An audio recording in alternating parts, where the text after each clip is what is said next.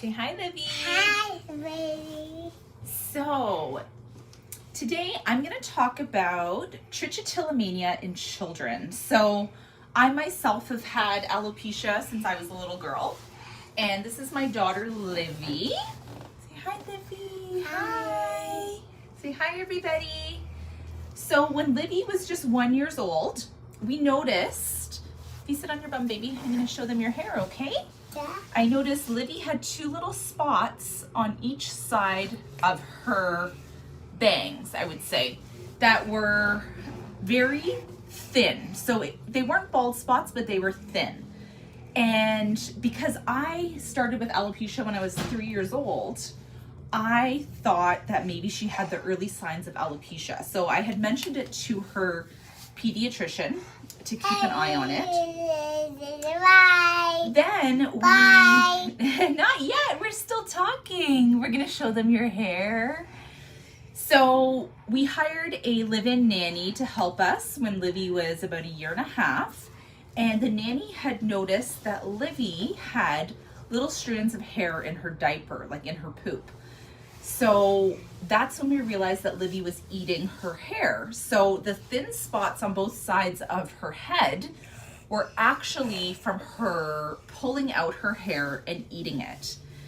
Now, trichotillomania in children can be any form of hair pulling, ingesting the hair, sucking on the hair, anything to do with that sort of thing. Now, for Livy, it is a soothing thing for her to do. So anytime she has her bottle, she likes to put her hair in her mouth. So a lot of the times I have to keep her hair up.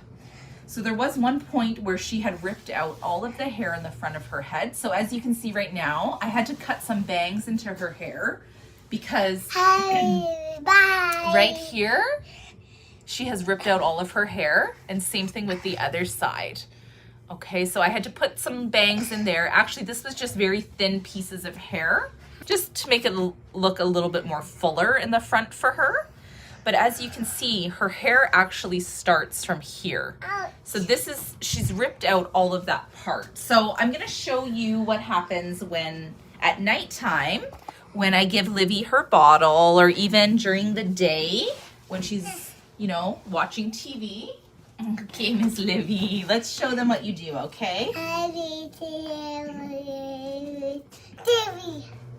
So if any of her hair is left down, so Livy has actually very long hair, if she didn't pull it out. So here, Livy, have the bottle.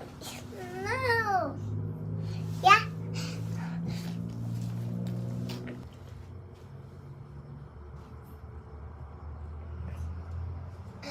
So guys, you can see she grabs for her hair because it's soothing. Other times she will take her hair and put it across her lips like a mustache. On the couch. On the couch? Do you sit on the couch? Yeah. Yeah. So what happens at home when you're sleepy? What happens at home when you want to suck on your bottle? What do you do with your hair, Livy? Can you show the little boys and girls at home what you do with your hair? So this is what Livy usually does when she's drinking her bottle. You see how she has her hair in front of her face like a mustache? Whereas some children would do this with a blankie or something silky. Livy does this with her hair. Now she ends up ingesting some of her hair from doing this. So I just wanted to do this video. You know, I wanted other parents to realize you're not alone. If your baby or toddler is doing something different or unusual with their hair, I want you to know you're not alone. This can be soothing for them. So as you see, Livy's hair is very, very long in the back. But the place that she can reach her hair is here in the front. So that's the pieces that she gets to put in her mouth. When she was about 1 year old, she would rip her hair aggressively. That's kind of stopped, and now it's more soothing for her to just put her hair in her mouth like she's doing right now. We tell her, Livy, take your hair out. No hair, please, okay? Your hair gets yucky. Okay. So what ends up happening is because she's drinking milk with her bottle, her hair ends up getting full of milk, obviously, and then it gets crusty and yucky, and then we have to wash it. No. Yeah. No. I mean, I'm hoping we can get rid of the bottles soon, right, Livy? No more Milky? No. No? We're working on that. I really just wanted to do this video to explain a little bit about childhood trichotillomania from someone who has alopecia herself, so I don't have any hair whatsoever. So I thought initially that my daughter would end up with alopecia as well. Never in my wildest dreams would I think that I would have alopecia and that she would have trichotillomania. But she's in good hands, so if, you know, one day if she, you know, decides to pull out more of her hair, then that's fine. There's no need to be ashamed.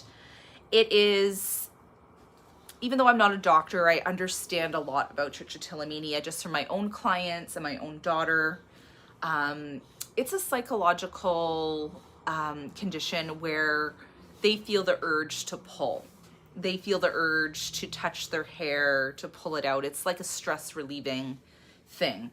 I have some clients who do it to their eyebrows and to their eyelashes. It's all very common. I haven't seen Livy do her eyelashes or her eyebrows. It's mostly just her hair right now. But, you know, her pulling could get worse. It could get better. There's some treatments out there. There's a lot of Facebook groups dedicated to children with trichotillomania. I think one of the Facebook groups that I'm a part of is Parents of Children with Trichotillomania. So there's lots of resources out there. You can join some of those groups and just get some